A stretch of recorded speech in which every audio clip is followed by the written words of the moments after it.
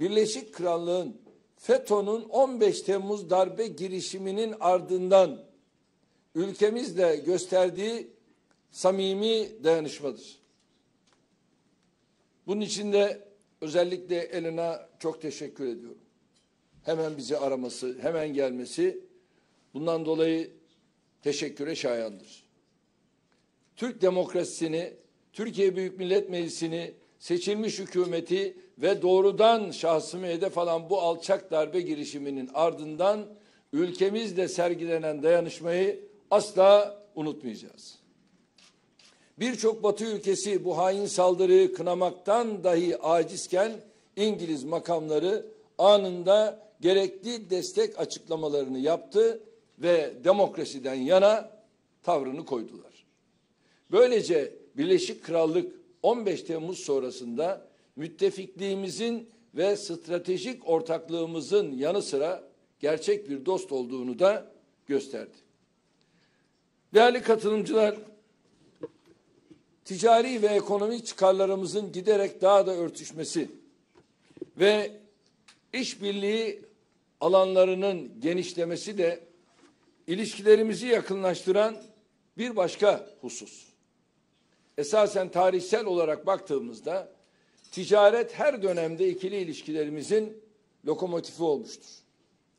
İngiliz İmparatorluğu'nun Osmanlı Devleti nezdinde 1583'ten itibaren görevlendirdiği büyükelçiler uzunca bir süre Levant şirketinin temsilciliğini yapmışlardır.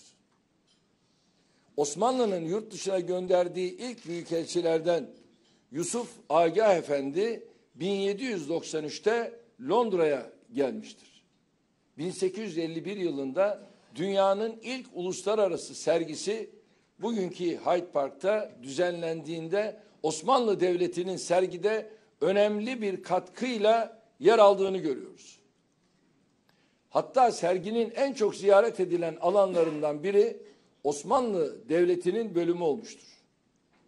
Bugün de ticaret ve ekonomi alanında parlak bir karneye sahibiz. Birleşik Krallık bizim için Avrupa'daki en büyük ikinci ihraç pazarıdır. Toplam ticaret hacmimiz 16 milyar doların üzerindedir. Başbakan Sayın May geçen yıl ülkemizi ziyaret ettiğinde kendimize bir hedef koyduk. Dedik ki 20 milyar doları hemen bulmamız lazım. Bunun için el birliğiyle çalışmaya şu anda devam ediyoruz. Ekonomik ve ticari ilişkilerimizde yakaladığımız ivmeyi korumak ve değişen şartlara uyum sağlamak konusunda kararlıyız. Uzmanlarımız düzenli aralıklarla bir araya geliyorlar ve iki ülke arasında serbest ticaret anlaşması imzalanması da dahil olmak üzere tüm seçenekleri değerlendiriyorlar. Bugün burada olan İngiliz iş dünyasının değerli mensuplarına seslenmek istiyorum. Ülkemizde 3000'den fazla İngiliz şirketine ev sahipliği yapıyoruz. Kendi şirketlerimizle Birleşik Krallık şirketleri arasında en ufak bir ayrım gözetmiyoruz. Bu sayede sizler de sadece 15 yılda ülkemizde yaklaşık 10 milyar dolarlık yatırım gerçekleştirdiniz. Bu durumu ülkemize olan güveninizin bir tezahürü olarak değerlendiriyoruz. Biz de sizlere en iyi şekilde ev sahipliği yapmaya devam edeceğiz. Türkiye 81 milyonluk bir iç pazara sahiptir. Genç, dinamik, yetişmiş iş gücümüzle, güçlü altyapımızla ve deneyimli özel sektörümüzle bu pazarı sizler için daha cazip hale getirmeye gayret ediyoruz. Ülkemizin konumu sizlere 3-4 saatlik bir uçuşla 1,5 milyar nüfuslu dev bir pazara ulaşma imkanı sağlıyor. Son dönemde iddialı ve kapsamlı teşvik programlarını yürürlüğe koyduk. Yenilerini açıklamak için de hazırlıklarımızı sürdürüyoruz. Bu çerçevede daha fazla yatırım için sizleri ülkemize bekliyorum. Değerli arkadaşlar, bu vesileyle bir konuya özellikle değinmek istiyorum. Önümüzdeki dönemde firmalarımızın karşılıklı olarak Türkiye'de veya Birleşik Krallık'ta faaliyet göstermesiyle, mal ve hizmet alıp satmasıyla yetinmeyelim. Katma değeri fazla ve yüksek teknoloji içeren ürünleri birlikte üretme imkanlarını araştıralım. Savunma sanayi alanındaki ortaklığımız birlikte neler başarabileceğimizin en güzel örneğidir. Milli Muharip Uçak projemiz çerçevesinde 5. nesil savaş uçağı üretme hedefimizle artık çıtayı çok yukarı çıkarmış bulunuyoruz. Ayrıca ortak tasarladığımız ve imal ettiğimiz ürünleri 3. ülkelere gelin birlikte pazarlayalım. Dünyanın değişik coğrafyalarındaki iş ve ticaret imkanlarından birlikte yararlanalım.